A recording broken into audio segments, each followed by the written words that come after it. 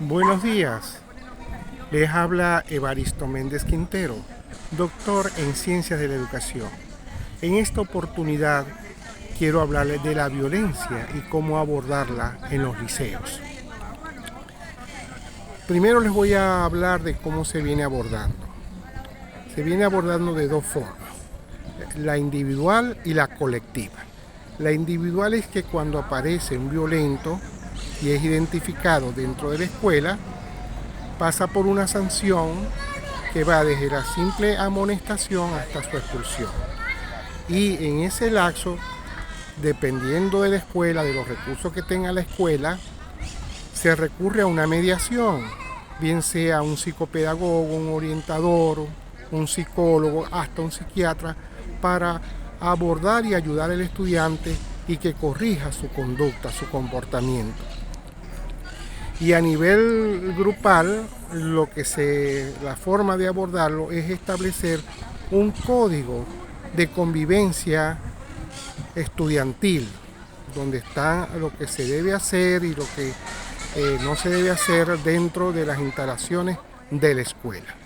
Pero eso para mí, eso es importante, pero queda corto ante la problemática de lo que abarca la violencia estudiantil. Y aquí viene mi explicación a través de un ejemplo. Hace años un joven profesor fue contratado para dar clases de lenguaje y literatura en el tercer año J de un liceo que estaba ubicado en un barrio que también era violento. Y había un grupito en el tercer año que se encargaba de molestar, de castigar, de robarle los útiles escolares a los estudiantes, de molestarlo permanentemente, y no había forma como abordarlo. Entonces contrataron a este profesor y la directora, cuando lo estaba contratando, le dijo que tomara en cuenta que ya era el cuarto profesor contratado, porque los tres anteriores se fueron corriendo ante esa violencia que estaban viviendo en el liceo. Bueno, lo primero que hizo este joven profesor fue hacer una dinámica de grupo de reconocimiento. Quiénes eran, qué les gustaba hacer. Bueno, y esa primera clase fue bastante importante porque todos los estudiantes se desplegaron en lo que les gustaría hacer o lo que estaban haciendo como hobby, pues deporte, salir a conversar, etc. Entonces,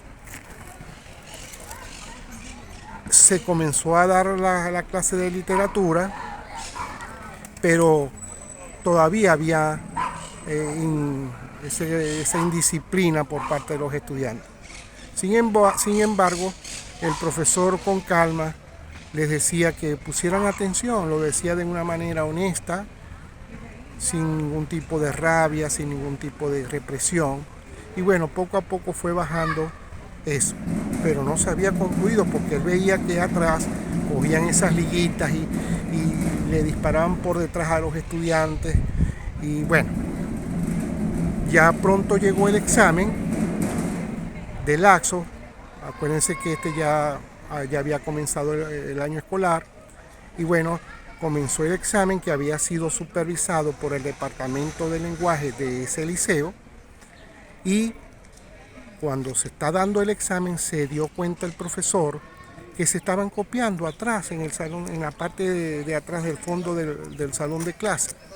Entonces él lo que hizo fue que le llegó al líder, porque había el líder de esos violentos, y le llegó y le dijo, bachiller, ¿qué está haciendo? Él lo miró y le dijo, me estoy copiando. El maestro inmediatamente le dijo, bueno, ¿y qué tengo que hacer yo? Él le dijo, bueno, tiene que quitarme la prueba, sacarme del salón y ponerme 0-1. Entonces el maestro le dijo, no, no te voy a hacer eso, te voy a dar una oportunidad. Esa oportunidad es que te voy a dar un tiempo para que termines de estudiar bien esos temas, y además ya esos temas ya se vienen dando desde primaria, le dijo.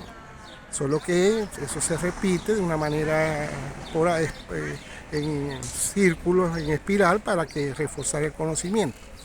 Entonces le dio 15 días porque eso fue lo que dijo el muchacho, que se iba a tardar en aprenderse lo que le faltaba.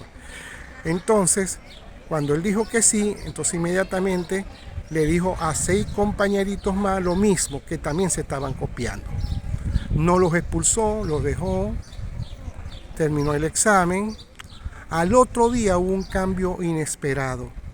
Resulta que en la entrada, para hacer la fila, el estudiante líder, que lo calificaban de violento, dijo: por favor, hagan bien la fila porque ya vamos a entrar a clase y el profesor necesita orden. Bueno, entraron y empezó a mejorar las cosas. Mira, ya no había más sobre ese desorden dentro del salón de clase. Bueno, después vino la unidad de literatura donde se iba a dar el teatro. Daba una referencia del teatro griego, pero el maestro, el profesor, en vez de dedicarse a eso, a dar la lección, dijo que iban a preparar una obra teatral de Eurípides. Entonces, bueno, se ensayó varias veces en el mismo salón, se reían mucho de lo que iban a decir, y bueno, y se dio como práctica esa representación del teatro. Bueno, eso cambió totalmente hasta que se llegó, fue al final de grado todo perfecto. Se acabó la violencia dentro del aula. Bueno, ¿qué lección da esto?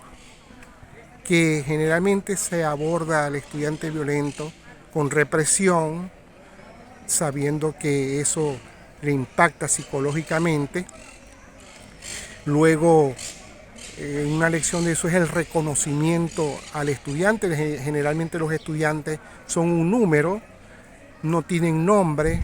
Él hizo que se reconocieran con su nombre, ¿verdad? Llamar al alumno por su nombre. Hubo la oportunidad para corregir y para mejorar, porque se dan los dos procesos. De modo tal que la enseñanza de esto es que el mundo psicológico y sociológico no está presente en los colegios, ni en los liceos, ni en la universidad. Solamente todo está centrado en el proceso de enseñanza-aprendizaje. Pero el mundo psicológico y sociológico se cruzan. Y si hay una violencia y si hay un comportamiento desviado, no se ve. Está latente, pero no lo ve el maestro. Y eso hay que abordarlo de manera científica, de manera humana, para poder sacar al estudiante pues de esa violencia que él ya trae al colegio, al liceo. Miren que el caso que yo le estoy relatando se daba en el contexto de una zona que llamaban zonas rojas, porque eso eran tiros, eso era peleas, eso eran robos, bueno, pues todo eso. De modo tal que si nosotros corregimos la dinámica del salón de clase, tomando en cuenta los 3 procesos que acabo de señalar, el proceso pedagógico, que hay que mantenerlo, el psicológico y el sociológico, y hasta el biológico, pero esto hablaremos después. No va a haber violencia, sino que vamos a darle la oportunidad al estudiante no de desarrollar su potencialidad, porque eso le corresponde al proceso de enseñanza-aprendizaje, sino a la personalidad del alumno, trabajar la personalidad del alumno, no de manera de lecciones, sino con experiencias, con prácticas donde el estudiante o los estudiantes, las muchachas o los muchachos participen no solamente del contenido, sino de sus vivencias cotidianas que no se hacen. Bueno, para finalizar, quiero decir que, bueno, ese caso de ese profesor fui yo, en esa oportunidad que iba comenzando como docente. Y bueno, vamos ahora a ir a la escuela, porque la escuela es el camino. Muchas gracias.